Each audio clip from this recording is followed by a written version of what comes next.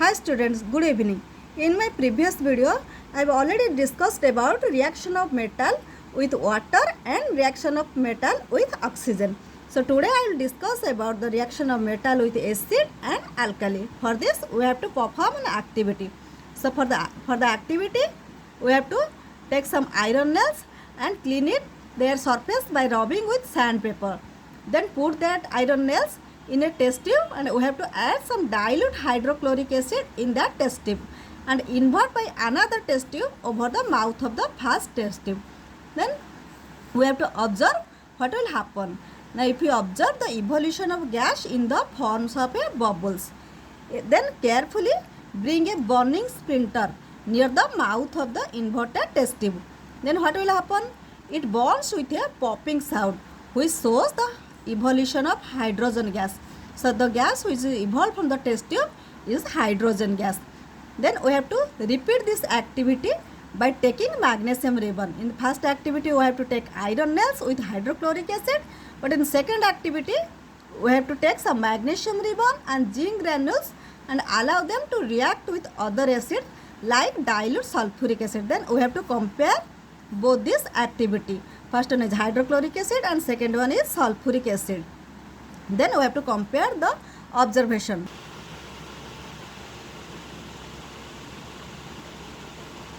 In first activity, iron reacts with hydrochloric acid and it gives ferric chloride, means iron chloride, and hydrogen gas. In second activity, zinc reacts with sulfuric acid, it gives zinc, sulfate and hydrogen. Okay. So what does this activity shows? Now this activity shows that most of the metal react with dilute acid to liberate hydrogen gas and form of metal salt. Okay, do you understand?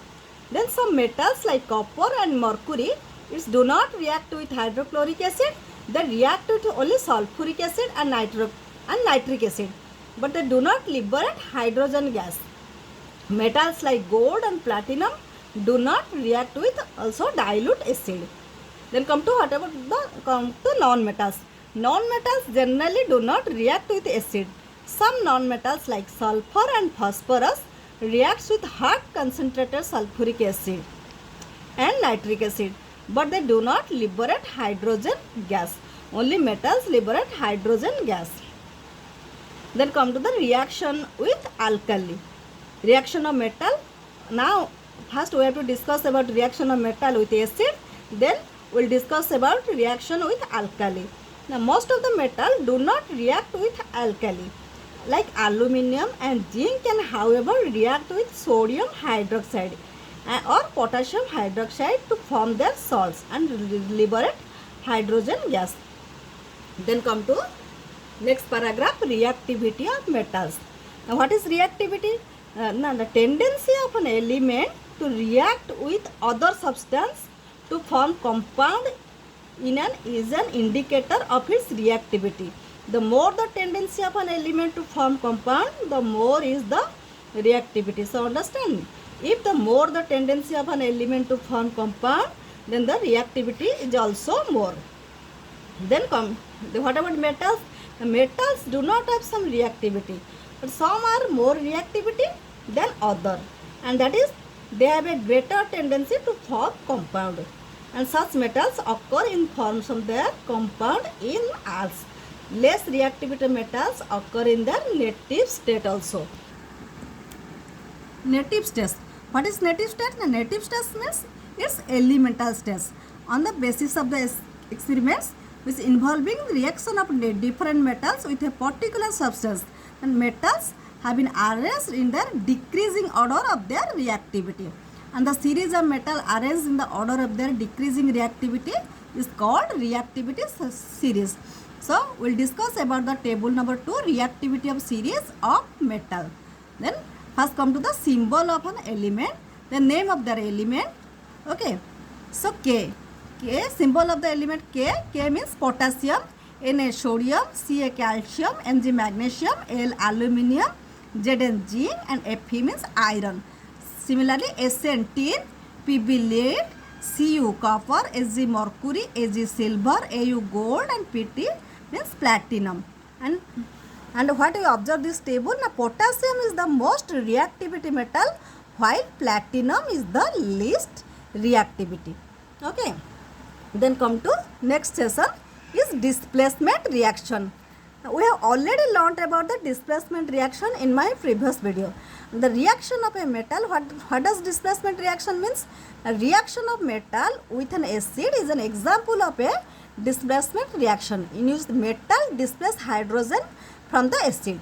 And the reaction in which more reactivity metal displaces a lesser reactivity metal from the aqueous solution of its salts is the another example of a displacement reaction. So for this we have to perform an activity to understand it better. Okay. Then come to the activity number 9. For this we have to take 50 ml of water in a beaker and dissolve a few crystals of copper sulfate in it. In your laboratory, if copper sulfate available, you will observe it in your science lab. Copper sulfate, a blue color solution is obtained and you have to dip a magnesium ribbon in this solution. What you will observe? Now you observe that blue color of the solution fades after some time and the solution becomes colorless. Also magnesium ribbon get coated with brown layer. Now what will happen? This happens because magnesium is being more reactivity than copper and which displaces it from copper sulfate, and the magnesium sulfate is formed is colorless and the copper metal that gets deposited on the magnesium ribbon, it appears as a brown coating. This displacement reaction can be represented as the following equation. Magnesium plus copper sulfate gives magnesium sulfate plus copper.